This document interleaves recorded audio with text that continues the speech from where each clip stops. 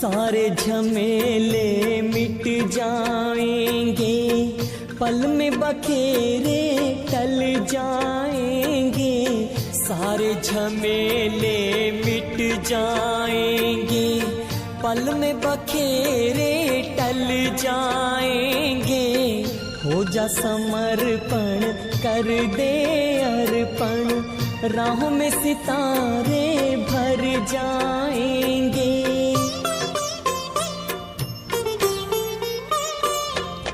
उससे रहो सीधा सादा, उससे रहो सीधा सादा। दिल से कहो मेरा बाबा, प्यार से कहो मेरा बाबा। साथ निभाएगा, हाथ बटाएगा, साथ निभाएगा, हाथ बटाएगा। निभाए वो पूरा वादा, दिल से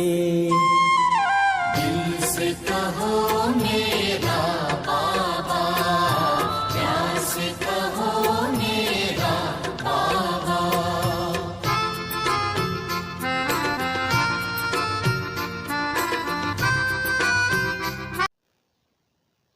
ओम शांति। आज 20 मार्च 2023 बाबा की मुरली रिवाइज करेंगे। आज की मुरली का सार है, मीठे बच्चे सच्चे बाप के साथ सच्चा होकर रहो तो कदम कदम पर पद्मों की कमाई जमा होती जाएगी। बाबा ने कहा बाबा के साथ बच्चों को सच्चा होकर रहना है, सारी बातें बतानी हैं। आज की मुरली में प्रश्न है, कौन सी प्राप्ति भगवान के सिवाय दूसरा कोई करा नहीं सकता है। उत्तर है, बाबा ने कहा कि मनुष्यों की चाहना रहती है हमें शांति व सुख मिले। बाबा ने कहा शांति तो परम धाम में मिलती है और सुख मिलता है जीवन मुक्ति माना सतयुग में। तो बाबा ने कहा ये दोनों चीज़ें परमात्मा के सिवाय कोई दे नहीं सकता। आगे बाबा ने बताया कि तुम बच्चों को अब ऐसी भटकती हुई आत्माओं पर तरस आना चाहिए। बेचारे रास्ता ढूंढ रहे हैं, भटक रहे हैं, उन्हें रास्ता दिखाना है। बाबा कहते जो आत्माएं भटक रही हैं, अभी बाबा का ज्ञान नहीं मिला है, तो बाबा ने कहा तुम्हें उनको रास्ता बताना है, ऐसी भटकती हुई आत्माओं पर रहम करना है। आज की मुरली में गीत है, इंसाफ की डगर पर ओम शांति।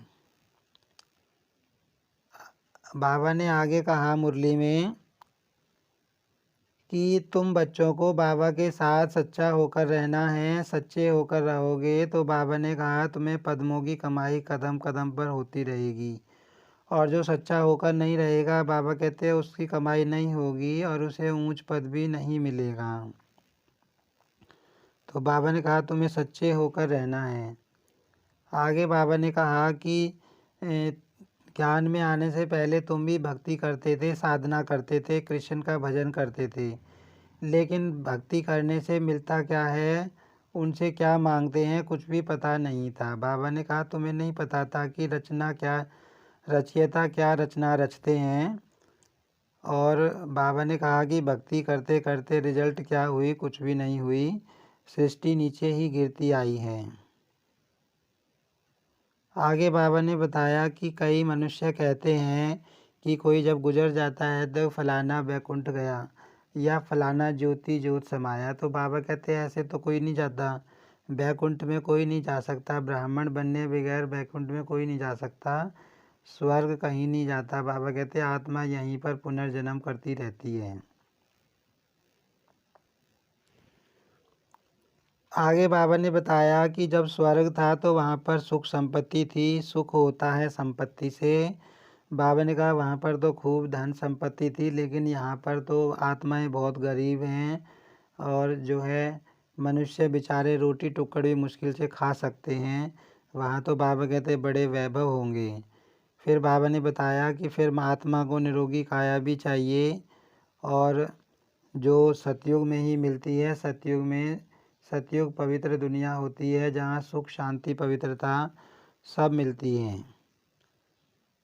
आगे बाबा ने बताया, जब तुम्हारे पास कोई आता है तो उनसे पूछो कि तुम क्या आश लेकर आए हो, क्या तुम गुरु के दर्शन करने आए हो।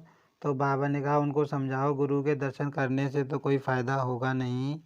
परमात्मा जो पढ़ाई पढ़ाते हैं उसको पढ़कर फ़ायदा होगा।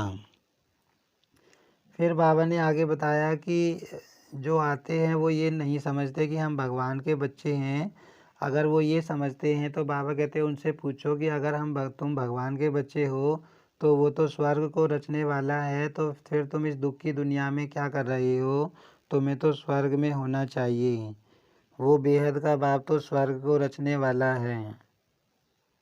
फिर बाबा ने कहा, उनको ये समझाओ कि अभी परमात्मा आया हुआ है और वो कहते हैं मुझे याद करो, तो तुम्हारे विकर्म विनाश हो जाएंगे और तुम मुक्ति जीवन मुक्ति को प्राप्त कर लोगे। बाबा ने कहा, उनको ऐसे समझाओ। फिर बाबा ने कहा कि उन्हें ऐसे बताओ कि यह जो हम सीख रहे हैं ये राजयोग है, ये राजाओं का राजा बनाने वाला योग है, स्वर्ग में ले जाने वाला योग है। और आने वाली सतयुगी दुनिया स्वर्ग की रचना करने वाले स्वयं परमात्मा हैं, वही हमको राजयोग सिखा रहे हैं। आज की मुरली में धारणा के लिए सार है, मुक्ति के लिए बाप को याद कर विकर्म विनाश करने हैं और जीवन मुक्ति के लिए स्वदर्शन चक्रधारी बनना है।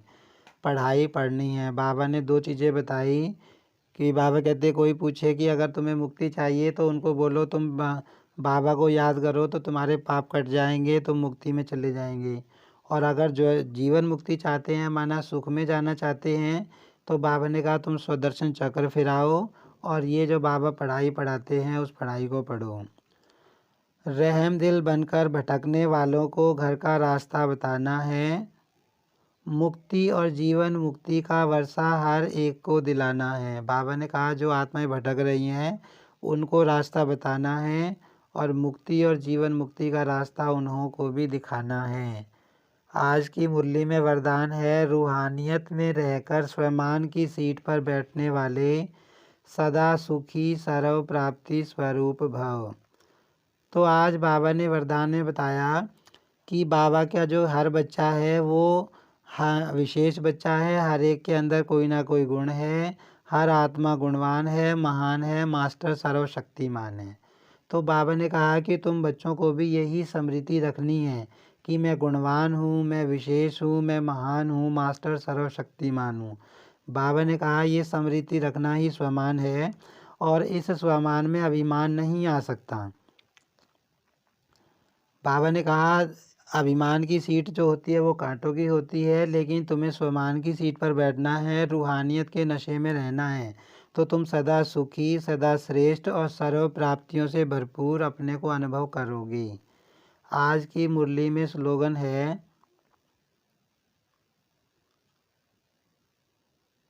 अपनी शुभ भावना से हर आत्मा को दुआ देने वाले और क्षमा करने वाले ही कल्याणकारी हैं। बाबा ने कहा कि जो दूसरी आत्माओं को शुभ भावना और शुभ कामना से दुआएं देते हैं और क्षमा करते हैं उनको ही कल्याणकारी कहा जाता है। आज की मुरली से स्वमान हम लेंगे, मैं आत्मा स्वदर्शन चक्रधारी आत्मा हूँ, मैं सर्व के प्रति शुभ भावना शुभ कामना रखने वाली कल्याणकारी आत्मा हूँ। ओम शांति।